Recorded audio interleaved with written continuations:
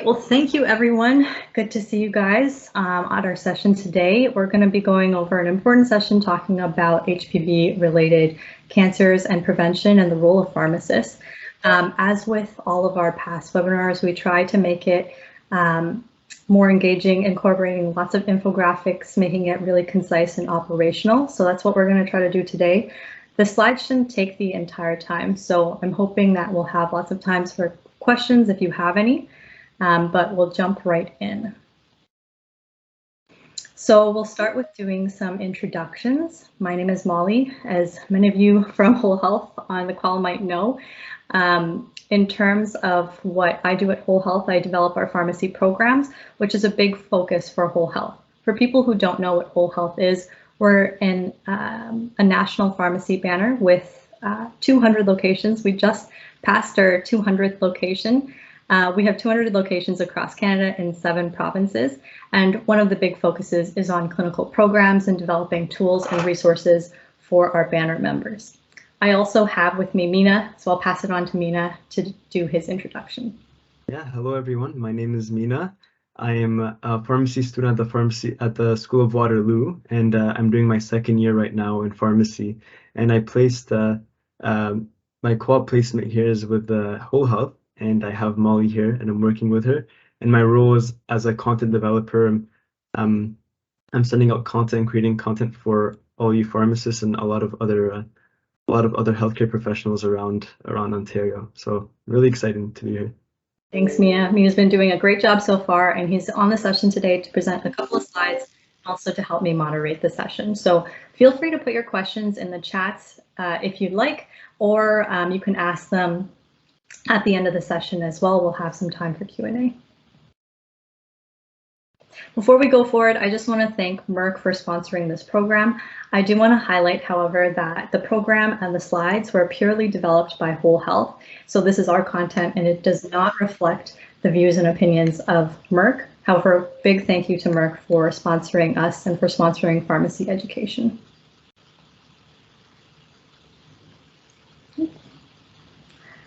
Frozen there. Next. Okay. So going over the agenda for today, this is the first time I've laid out the agenda in this way. So maybe you guys can let me know if you like it, or if I can switch back, or if I should switch back the next time. But essentially at the end of the presentation, we want to answer the big questions around the who, the what, and the how.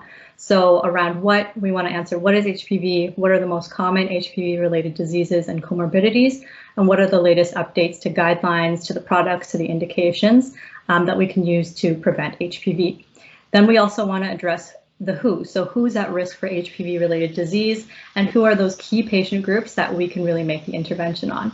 And so with both of those things, the who and the what, we get into the how. So how can we actually take that knowledge and identify these patients with these gaps in protection and make these recommendations and implement them within our workflow. So hopefully we'll be able to, this will all be clear by the end of the presentation. Okay, so we'll get into the what first, HPV or human papillomavirus.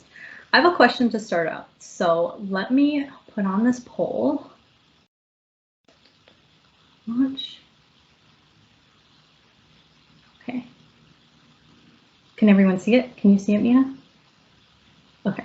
So what are the 3 most common HPV-associated diseases? Is it A, genital warts, cervical cancer, penile cancer? Is it B, cervical cancer, anal cancer, vulvar cancer? Is it C, cervical cancer, vulvar cancer, oropharyngeal cancer? Or is it D, genital warts, oropharyngeal cancer, and cervical cancer?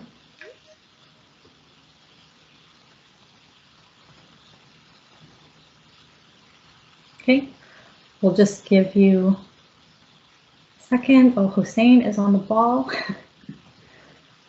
Okay, I'm going to show the results. So we have a little bit of a spread here. Can you see the results, Mina? Yeah, okay. So we have a bit of a spread here with 20% saying A, genital warts, cervical cancer, penile cancer, 40% saying cervical cancer, anal cancer, vulvar cancer, and oh, some changes now, 50% saying genital warts, oropharyngeal cancer, and cervical cancer. And the correct answer is the last one. So D, genital warts, oropharyngeal cancer, and cervical cancer which we'll get into later on in the presentation. So I have this question on here. We're not going to answer this now, but I have a couple of example patients that may come up in the pharmacy that by the end of our presentation, we'll come back to this slide and take a look at what our thought process might be on some of these patient cases. Am I still displaying the question, Nina? No, you can exit it, so just click X. Okay. Thanks everyone for your patience. We're just getting into Teams, and so there's a little bit of troubleshooting that we had to do, which I'm sure you noticed through the influx of emails prior to this session. So I appreciate everyone's patience.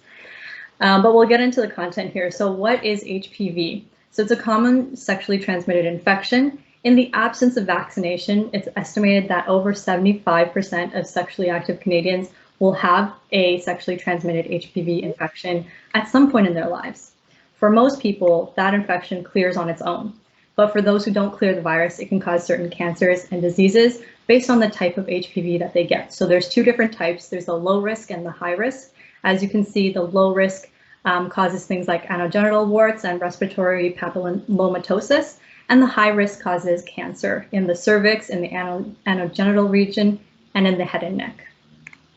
And there's no way to know whether patients who do get the infection will develop cancer.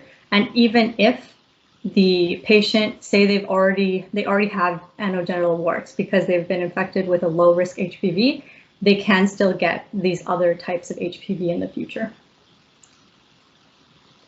So we get into the who and who's at risk. There's a common misconception based on the history of HPV vaccines and who was recommended for, who was offered to, that HPV only affected girls and women. However, we know that all genders can be infected and can transmit the virus and can get cancer in all different genders, right? There are some risk factors, however, since it is a sexually transmitted disease. The lifetime number of sexual partners seems to be the most strongest correlator. However, other things like unprotected sex, if they're immunocompromised, that will increase their risk of having the infection not be cleared in them as well. In terms of screening, the only screening that exists for HPV is for cervical cancer. And so for all of the other types of cancers that exist that are due to HPV, there is no screening involved for them. So there's no way to catch it early on from screening unless it's for cervical cancer. Okay, so we'll go into HPV-associated disease and specifically head and neck cancer. So on the left side, I've added a chart that goes over all-cause ranking of cancer incidence in Canada. So the highest at the top here is the highest incidence, and then followed by subsequent ones later on. And you can see head and neck cancer here is number 11. Cervical cancer is over here at 20. So head and neck cancer surpasses that of cervical cancer. Within head and neck cancers, however, it's broken down into 3 different regions within your head and neck, which we'll go over on a subsequent slide. But the region that we're most interested in when it comes to HPV is the oropharyngeal region, which you can see on the right-hand side here. 70% of oropharyngeal cancers are actually caused by HPV, or there's correlation to HPV infection in 70% of oropharyngeal cancers. In cervical cancers, the vast majority is also correlated to HPV.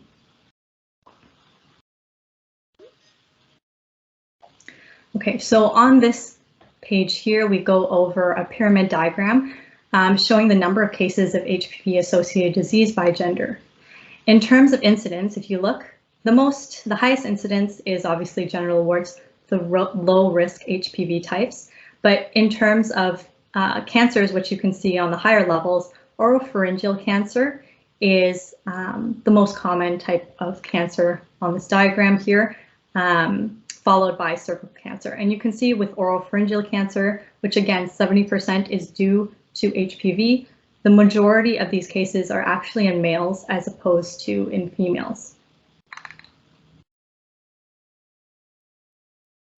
Okay, so that's reflected on this graph as well, which shows the incidence rate of HPV-associated oropharyngeal cancers, which is more than 4.5 times higher in males than it was for females in 2012, and these numbers are consistent.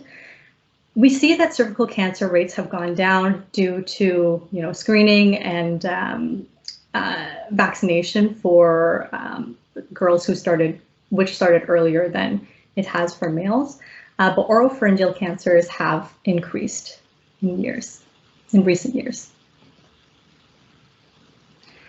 So we'll just quickly go over how oropharyngeal cancer develops.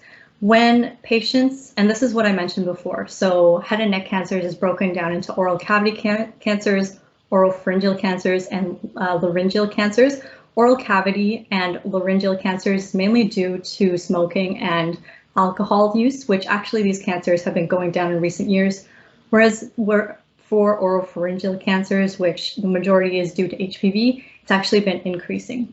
When the virus goes into this area, a common place that it may affect is the tonsillar crypt, and so the HPV can enter the tonsils and cause a persistent infection in the basal epithelial cells. So when it infects the cells and it replicates and the HPV genome gets incorporated into those host cells, that it produces proteins that activate the cell cycle, that inhibit apoptosis, and that allow accumulation of DNA damage, which leads to cancer. So we know that head and neck cancer, there's a high incidence of it. It is a problem, especially for males. But why do we really need to prevent HPV-associated cancer? So in general, for head and neck cancer, there is a high survivorship. So a 5-year survival rate is about 90%, which is fairly high for cancer. However, within those survivors, there is a significant burden of disease, which impacts their appearance through facial disfigurement, through low body image scores. It impacts their function, so they may have difficulty speaking or swallowing, breathing, or in their mobility, their mouth and of the related areas. They may have limited taste and inability to control saliva. And all of that can also lead into impacts on their mental health. So there's higher incidence of anxiety, of depression. There's a burden on relationships. It may limit their social activity too. And as a result of that, the suicide rate for head and neck cancers is twice as high in the survivors of these cancers as that of other cancers. So we really, like, the number one thing we want to stress is that we want to prevent these cancers. There's no screening for it, so we want to prevent them before they occur. Okay, which leads into our next topic, so HPV prevention. Okay, so as I mentioned, because there is limited screening, because we want to avoid cancer and comorbidities of cancer, ultimately the number one focus of HPV is that prevention factor. As it is sexually transmitted, there are a number of methods that can prevent it, but all of them are limited. So using barrier methods or screening for cervical cancer only, or avoiding or delaying sexual contact, especially with new partners. But overall, these pale in comparison to the number one recommendation, which is to get vaccinated. An important thing that I also want to add here is that when you get vaccinated, if the patient already has an HPV infection, it will not prevent that infection, obviously. So it doesn't work against anything that they already have. So the best, ideally, we want to vaccinate patients before they get sexually active. However, if they're already sexually active or they're continuing to be sexually active, it is still beneficial to receive the vaccine because it will protect them from other types of strains that they may not have been infected with.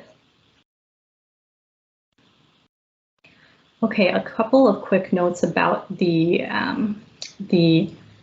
method or the product that we use for HPV vaccination. So the product that we have is Gardasil 9. In the past, the original Gardasil was only 4-valent, so it only had 4 strains in it. Now it's Gardasil 9, so it has 9 types of HPV that it protects against. It's an intramuscular disease. It's Schedule 2, so it's non-prescription. It's indicated for ages 9 to 45.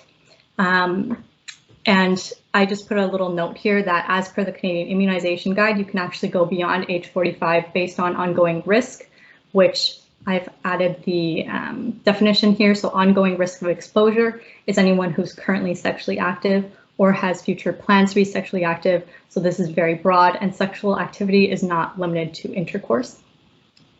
So it's very broad, ages 9 to 45 or 45 plus, based on ongoing risk for the prevention of the types included in the vaccine here. And that will prevent cervical cancer, vulvar cancer, vaginal, anal, oropharyngeal, and other head and neck cancers caused by those types. It'll prevent genital warts and precancerous and dysplasic lesions. This is in red because the oropharyngeal and other head and neck cancers was a recent update last year to the indication. In terms of dose schedule, it is a 3-dose vaccine, except for patients who are 9 to 14. They can receive either 3 or 2 doses. And of course, for patients, we want to make sure that they receive the full schedule. So if they had their first dose or only 2 doses, we want to make sure they get the full schedule for protection. In terms of provincial funding, Mina will go into this in a couple of slides, but all provinces have a routine school-based program, and many provinces actually have additional high-risk programs based on high-risk eligibility criteria. However, overall, school program uptake can vary between provinces, and in a lot of provinces, it's quite low because parents do have to opt in to getting the vaccine for their children. You'll be getting these slides after the presentation too, if you fill out our feedback form. And on the slides, you can click to get the HPV, or to lead you to the HPV Canadian Immunization Guide chapter.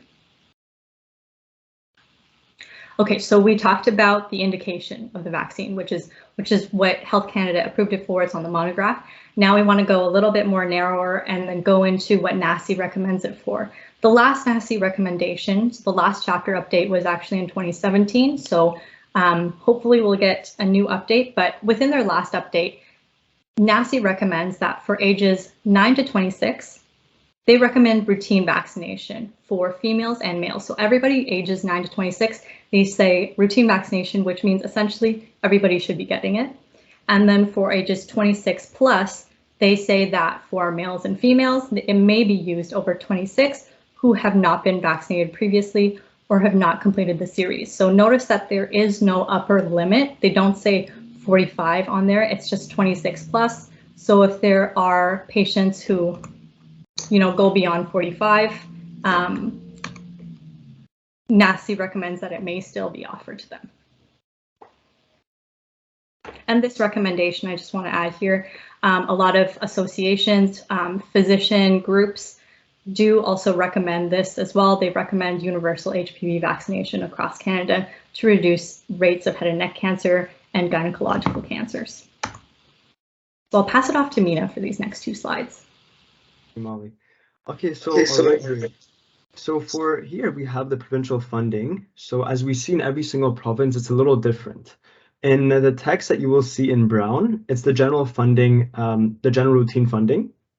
And for the red text is for the high risk groups and other eligibility. So let's take Ontario, for instance. The routine vaccination will be given out starting in grade 7 and will be covered all the way from grade 7 to grade 12, just in case if you missed it in grade 7. And we have the high-risk patients such as MSM men who have sex with men and transgender patients aged 9 to 26. Those are other eligible patients for this for the provincial funding. Yeah, so as you can see, for every province, there is funding within that adolescent age group. And then based on the province, there are additional high-risk criteria potentially for more funding based on the criteria there. I've added the link here, and you can click, when you get these slides, you can click into each province, the underlined area here, to find out more information about those high-risk factors. And this link here, which there's a lot of, I found a lot of helpful information from Partnership Against Cancer around this provincial funding, which we amalgamated with some of the other provincial high-risk factor information as well. And moving on to the next slide. So for the school-based HPV immunization programs, so it's different for girls and boys. So we see here, this is just a little chart for your reference to when the immunization programs start. So in every single province, we see it's a little different. So I'll take another example of Ontario, for instance. For boys, starting from 2016, grade 7 boys will be able to have this HPV vaccination included in their school program. So if, for instance, if there's a grade 7 student who got it in 2015 or who was in 2015, he would not be eligible for the HPV program with their school. So they're going to be playing a little bit of catch up. So we will need to make sure that everyone's vaccinated and everyone who missed it will be able to get it eventually. Yeah, so to summarize, this chart we put in here for you to take a look at your own particular province, so then you have it for reference that, let's say in Saskatchewan, in 2018, that's when the provincially funded HPV vaccine program started for girls in grade 6, and it started for boys in 2017. So that means a grade 6 boy who a boy who was in grade 6 in 2016 did not receive the vaccine, and so there would be a gap there that you could talk to the patient about. Okay, so let's hop into pharmacy role and, the how part of things. So summarizing the opportunity of pharmacy, before I go into this, I just included some information, again, looking at the difference between indication, recommendation, and coverage. I always think about it as, getting a little bit more narrow in the recommendations, because when we have indication, I see that as the larger umbrella, right? So indication, this means the indication is what has been Health Canada approved. There's evidence for it in terms of efficacy and safety. It's in the monograph for that. And for HPV, it's ages 9 to 45 to prevent HPV infection for both genders. And then we get into NACI recommendations. So it goes a little bit narrower because, again, NACI makes recommendations for the main purpose is to guide provincially funded programs, right? To guide provinces on how to use healthcare funding for vaccines. So NACI recommends that for HPV, they recommend all provinces should have a universal program for ages 9 to 26, and that it may be used for ages over 26 who have not been vaccinated or who have not completed the series. And then we get a little bit more narrower. Per province, it can vary in terms of who's provincially covered. But in general, there is coverage in every province for adolescents in schools. There's catch-up programs, which we've linked on the previous slide too. And there's high risk based on your province. So in terms of the summary, our pharmacy action is to recommend HPV vaccination for everyone who has not been previously immunized. So if they did not receive the HPV vaccine before, and they're under the ages of 26 without public coverage, we definitely want to recommend it to those patients. If they're ages 27 to 45, especially if they're at ongoing risk of exposure, and because there's no routine coverage for these patients. And then we can consider it for patients who are 45 and up with an ongoing risk of exposure as well. Depending on your province too, you may or may not be able to access publicly funded vaccines.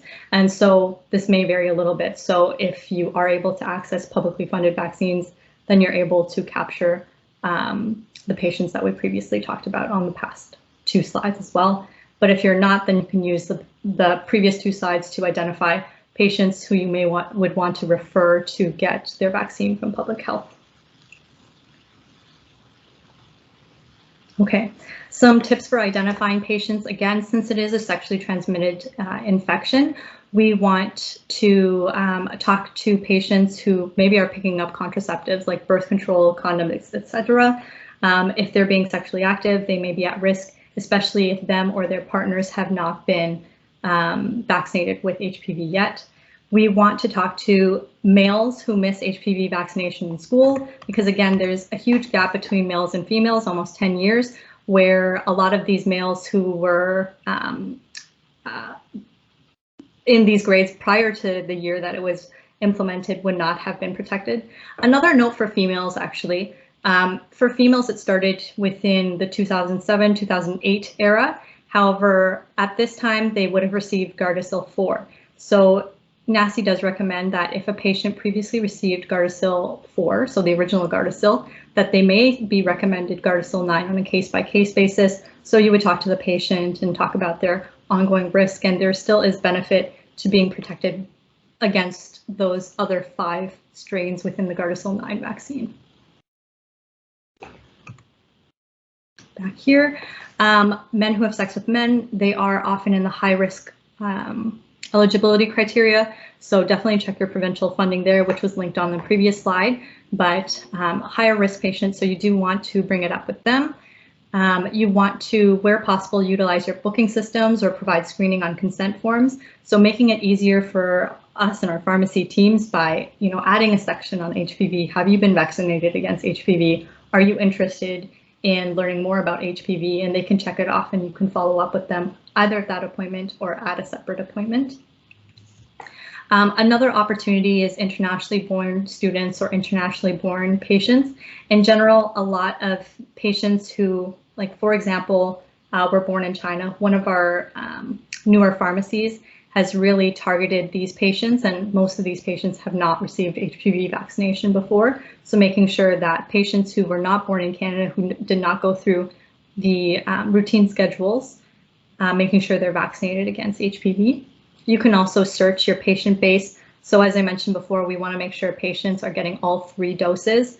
So if you have only 1 dose on their file or only 2 doses or an unfilled dose, then you want to search those unfilled and be able to remind the patient to come in for those final doses.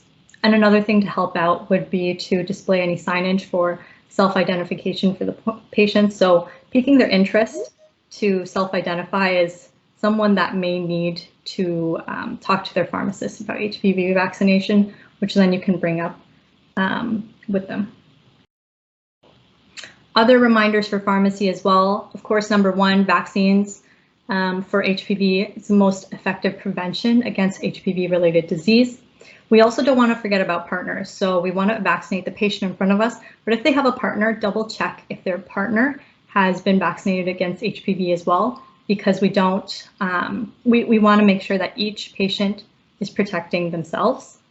Private coverage may also be available. So obviously with a lot of vaccines, there is a cost consideration. As a 3-dose vaccine, it is a little bit more costly than some single dose or 2-dose vaccines. However, a lot of patients, if they have private coverage, it may be covered. And you can, based on the province, you can confirm with insurance whether a prescription from another prescriber is needed. Involving the pharmacy team where possible. So if you have a pharmacy team and, if you're not the first patient that the patient, you're not the first team member that the patient will interact with or will talk to, it's important to educate our pharmacy team members so that they know that this is something to look out for. They can, if you have the countertop displays or posters, then they know how to respond to a patient that comes up asking about it as well and referring them to the pharmacist. Providing resources and take-home material for patients who want a little bit more information.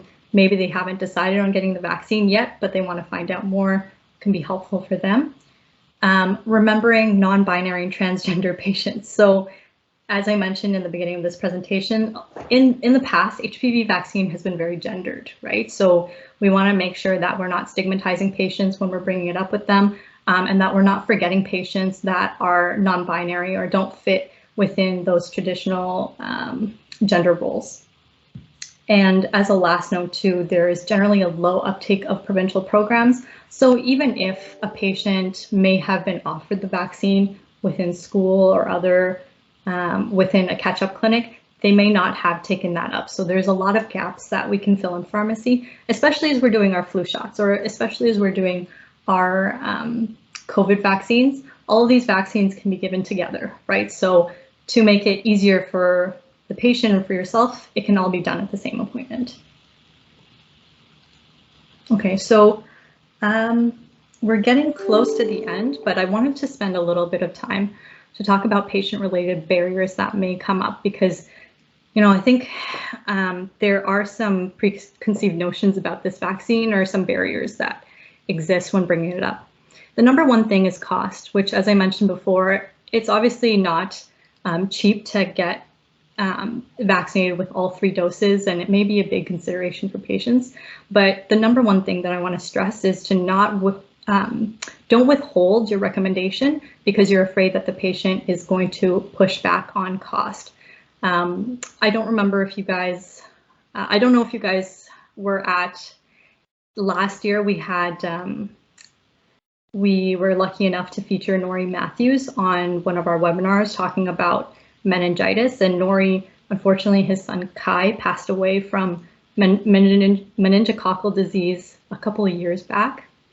And, you know, his meningococcal disease could have been prevented potentially if he had gotten the meningitis B vaccine. And the one thing that he wanted to stress was that, you know, nobody told him, right? So don't take for granted what you think patients might react to. You do still want, like it is in our role as healthcare providers, to provide them the recommendation so that they have the autonomy to make that decision.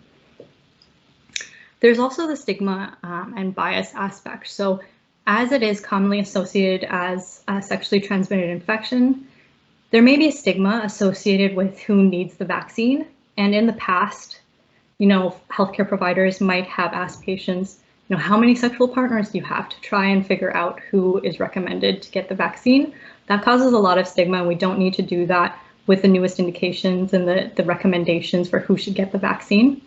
Also be aware of any internal stigma when you're questioning patients regarding their sexual activity, because we're all trying to provide a safer, judgment-free space within our pharmacies. The last barrier might be a lack of awareness. So again, patients, because this was a gendered vaccine, because the language that was used around sexually transmitted infections and HPV, they may not self-identify the need to be vaccinated, but we know it's very broad in terms of who would benefit from vaccination. So again, I wrote here HPV vaccine historically centered towards girls and women, but we know HPV and HPV-associated disease and cancer is very high and prevalent in all genders. And so when talking to patients, we want to emphasize the newest data, the newest indication for head and neck cancer prevention, and that it's all for all genders. Okay, so a couple of quick FAQs from patients that may come up. Will I have to pay out of pocket for this vaccine? So the HPV vaccine is only provincially funded for specific ages, and you can check back on that chart that we have, and you can click on the links for your specific province. Certain individuals may also qualify for coverage who have higher eligibility, high risk eligibility. Each dose of the vaccine is approximately $200, and again, there is private insurance plans that provide coverage for it. I think I saw a question come up around compassionate program. I'm not aware of a compassionate care program. If anybody is, please feel free to put it on the chat. Next question. Okay, I'll answer this one that came up because it caught my interest. So for patients that did not have the full regimen of vaccines, i.e. they should have got 3 and only had 2 a year ago, what is the protocol? So that's a great question. It comes up a lot for a whole host of vaccines. But for this vaccine, so HPV vaccine, Gardasil 9, and for other vaccines, there is no need to restart the series. Okay, so if they got it 2 doses a year ago or 5 years ago, there's no need to restart the series. Just continue with the series, finish the series, and they should be protected. Another note is that for HPV, there are no recommendations on boosters at the moment. We do have data for at least 10 years of protection where there's no breakthrough. There is long-lasting protection for the vaccine. Okay, next question. My partner already got a HPV vaccine. Do I still need one?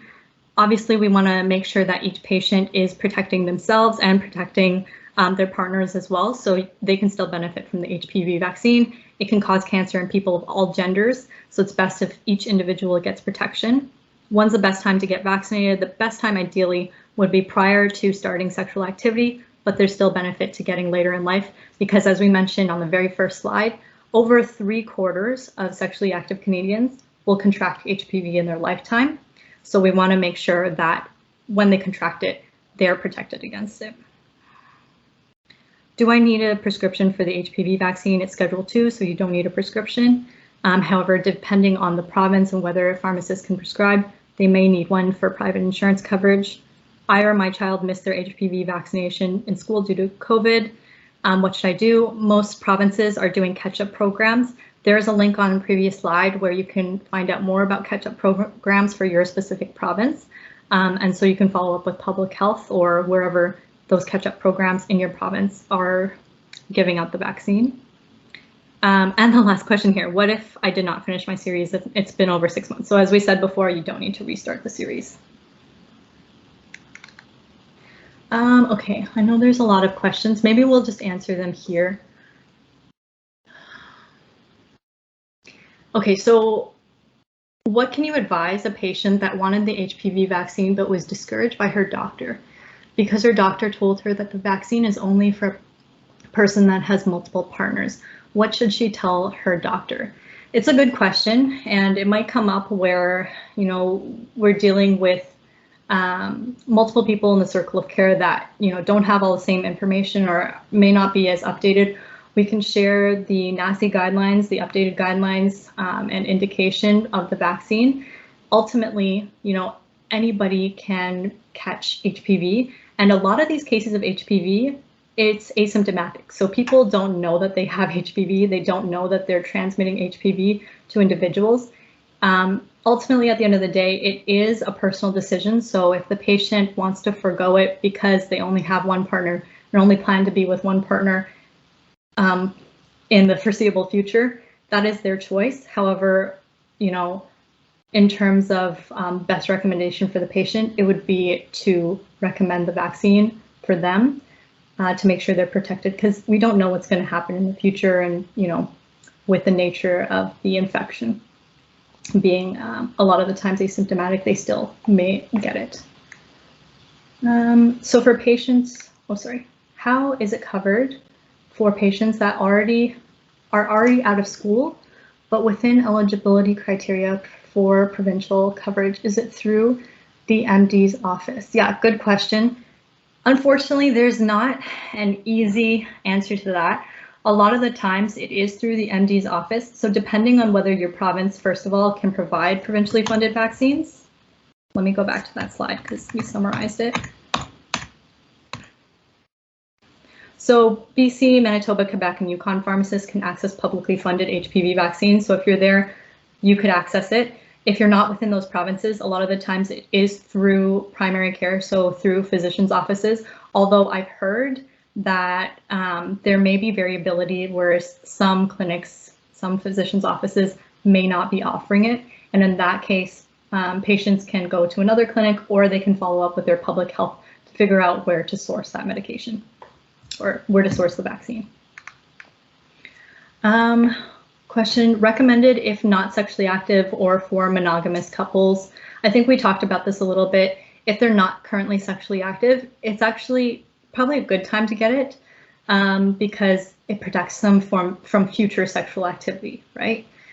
For monogamous couples, again, it's a decision that the couple will have to make. From our point of view, obviously, it's still beneficial to protect yourself in case things change in the future as well. If we're not sure how long ago the vaccine was done, can a booster regimen be given again? That is a good question, and it brings up the scenario that, for example, I mentioned before, we have like an international patient that comes into your pharmacy. They don't know whether they got the vaccine or not, potentially, right? And they don't have the records, and even if they did, you might not be able to read it. So in that case, I've spoken to physicians and other individuals in the vaccine area, and I think the general consensus is to be more liberal with it, right? So if we don't know whether or not the vaccine has been given before, then their patients may, in certain situations, be able to get the vaccine again, right? Just to make sure that they've gotten the vaccine if we don't know whether they received it in the past, so they can start with a new series. If Schedule 2, can pharmacists recommend and administer without involvement of physician? Yeah, good question. So Schedule 2 means it's non-prescription, right? So that means patients don't need a prescription to purchase it. And then you have to look at the scope of the province. So in the majority of provinces, I've also added it on this slide here. I knew it was somewhere. So in the majority of provinces, it is within the scope. So it's only not in scope with Northwest Territories and Nunavut. So in these and the territories, pharmacists would not be able to give it, but in other provinces, including all of the other provinces, we would be able to administer it in the pharmacy without a prescription. It's just the prescription may be needed if more so on insurance reasons.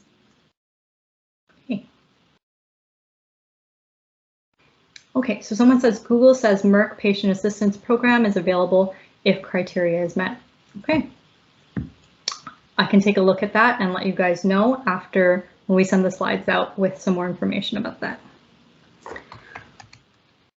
Okay, great questions, everyone. Let me go through. Okay, so a couple more slides before we're done.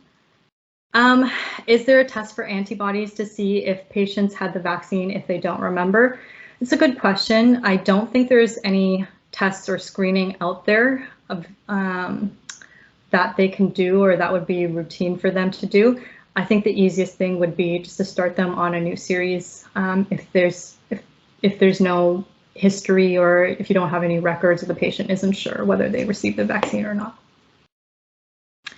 Okay, so looking at the who, what, why, how, summarizing that. So the who, we want to identify relevant patients based on their age, based on their characteristics, based on their medication profile, if they're coming in for other vaccines, etc. So any patients that you think might be eligible for HPV vaccine or essentially any vaccine, it's a good opportunity to at least start the conversation with them in the pharmacy. In terms of what you're going to be talking to them about, again, it's HPV, checking whether the patient has received the HPV vaccine before, and then highlighting the prevalence of it to explain why you're recommending it, right? So over 75% of patients will contract HPV, and the fact that at the end of the day, HPV vaccination is cancer prevention. So those are two of the main points that to really drive home to patients on why they should consider HPV vaccination. In terms of how you do this, you want to make sure you're providing a strong recommendation. So I strongly recommend HPV vaccine to all my eligible patients, and you can list specific characteristics of the patients too. So based on their age or based on changes in their life, we want to make sure that they are being protected against HPV. If there's private insurance, you want to check if a prescription from a pharmacist is accepted or not, if you're able to prescribe in your province, and then if not, send a prescriber request for a prescription. And then provide the patient the first dose ideally and schedule follow-up appointments for the next dose and the next to make sure that they receive the full series.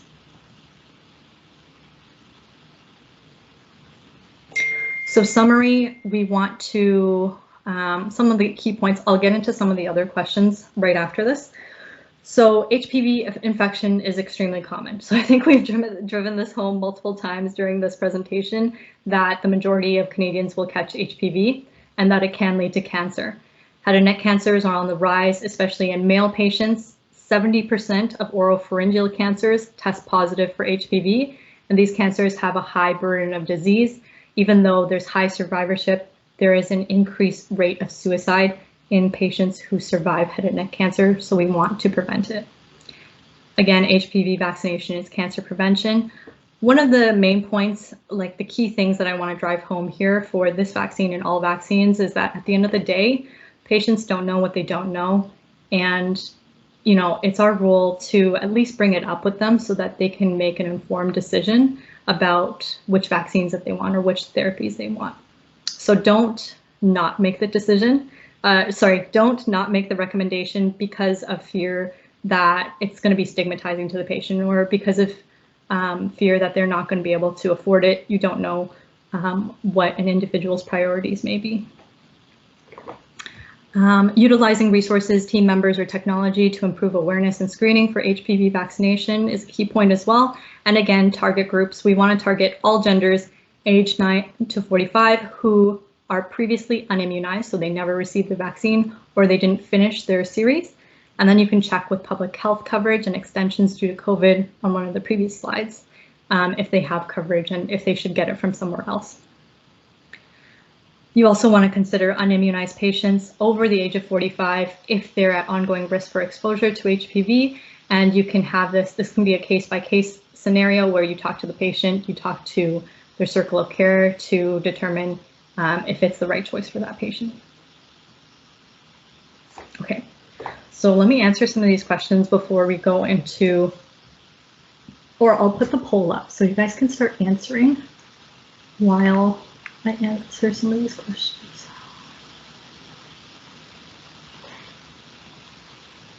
Can you see the poll up, Mina? Okay, let me go back to the chat.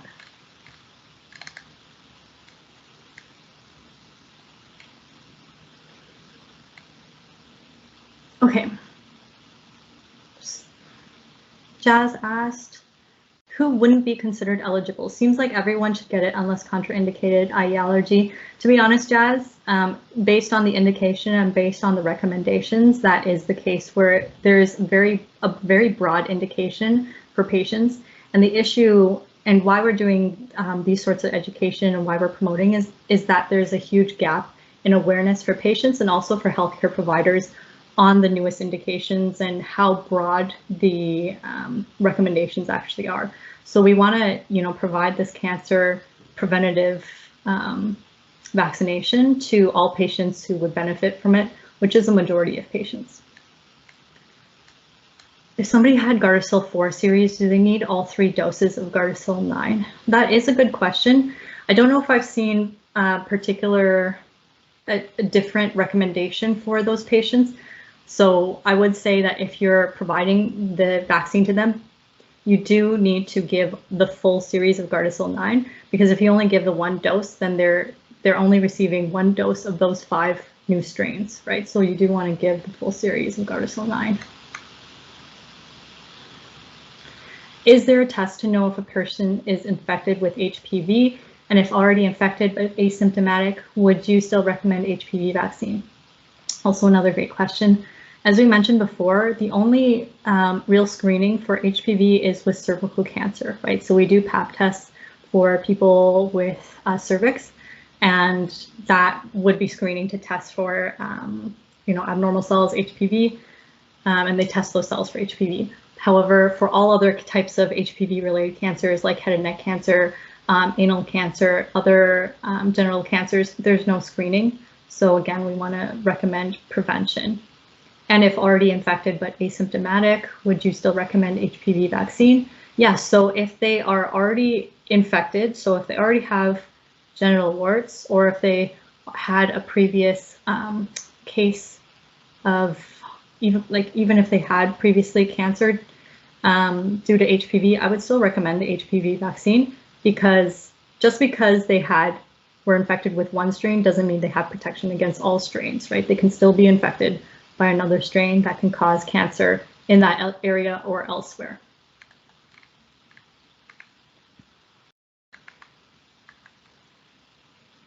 Everyone, yes. Everyone, okay, yeah, so lots of great answers coming in. I think everybody, almost everyone, we're all on the same page for here. I know that there may be some considerations based on provincial differences in terms of coverage, but we can go through this one by one. So A, male age 31, has sex with men, no current partners. Definitely yes, we want to at least recommend the vaccine to them. They may have already received the vaccine, but you want to check, and also check your high-risk eligibility in your province. In this case, the patient may or may not be eligible for provincial funding, although a lot of provinces, including Ontario, I believe the funding ends at 26, so they wouldn't, in Ontario, they would not have coverage. This patient would not have coverage for this vaccine. In other provinces, that might differ. So based on your province, you may be able to give the vaccine in your pharmacy or not. Female age 22, recently immigrated from China, vaccine history unknown. So as we mentioned before, this was a scenario we went through. Yes, if we don't know the vaccine history, It's likely, especially if they're international, that they may not have gotten the vaccine before due to how new the Gardasil 9 vaccine is as well. So we want to make sure that they're being protected, especially at this age. They're coming likely due to school, right, where they're going to be in those situations where they're going to be exposed to HPV. So we want to protect them. Transgender male, age 19, no current partners. So this is an interesting one where you may want to check with the patient if they received the vaccine or not. It could be a situation where their prescriber or other pharmacists or anybody else in their circle of care have already recommended the vaccine prior to their transition or at the beginning of their transition. Even though they have no current partners, we would still want to give the vaccine if they've been unvaccinated or they haven't been vaccinated. And you also may want to check if they received it in school or not. Due to how young they are, they may have received it recently in school. And you can check that based on your province. Male, age 49, divorced, casually dating. So as you recall, the indication is for ages 9 to 45. However, with our NACI recommendations, we know that it's supported in NACI and different types of associations, health associations across Canada, that we can give it past age 45, especially if they're at ongoing risk. In this scenario, if they're casually dating, they may be at ongoing risk of exposure. So yes, you can discuss it with the patient and with their provider too, if necessary, and they would likely still benefit from HPV protection. And again, most people with HPV have no symptoms. They have no idea they have HPV, so they wouldn't even know that they're transmitting it. The last one, transgender female, age 25 with one long-term cisgender female partner. Again, we talked about individuals in monogamous relationships a couple of minutes back, but in short, yes, you can still recommend it and make sure that the patient's partner is vaccinated as well if they didn't receive the vaccine in school or through catch-up programs. Yes, past 45, you would still do it 3 series. The only people that you would give it as a 2-dose series would be for patients who are under 15. But patients under 15 can also receive it in a 3-dose series. But 2 doses just as effective for them as well. Okay, a couple more slides and then we're done. Thank you so much for the great questions so far, guys. I just wanted to highlight the tools that were sent out to our whole health banner stores with a lot of awareness materials like posters and countertop displays, some of which I've already seen photos of you guys posting it up in your store, so that's awesome. We've also created tons of infographics with a lot of the information we went through tonight summarized into concise infographics on here that are both clinical and operational, and then also for counseling and identifying patients too. And we've also created pharmaceutical recommendation templates within our program. I added the slide in here just to give a teaser that we've been working with Dr. Sherilyn Houle at the University of Waterloo for over a year now on this VACCINATION project, in which 10 of our whole health locations have been recruited to utilize some of the infographic algorithms that we've developed specifically for this VACCINATION research project. And in this project, we're testing whether pharmacists have, whether it's feasible for pharmacists to do a full vaccine history gathering and to provide vaccine recommendations within the workflow. So just wanted to put that out there to thank the locations that are participating, and also to let you guys know to keep an eye out for the results of that in the next couple of months, hopefully.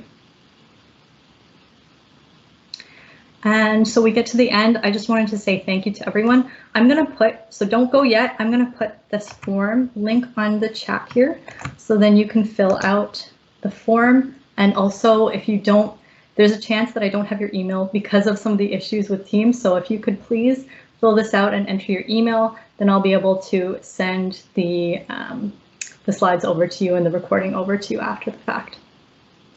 There's another question. Does this fall under minor ailment prescribing by pharmacists?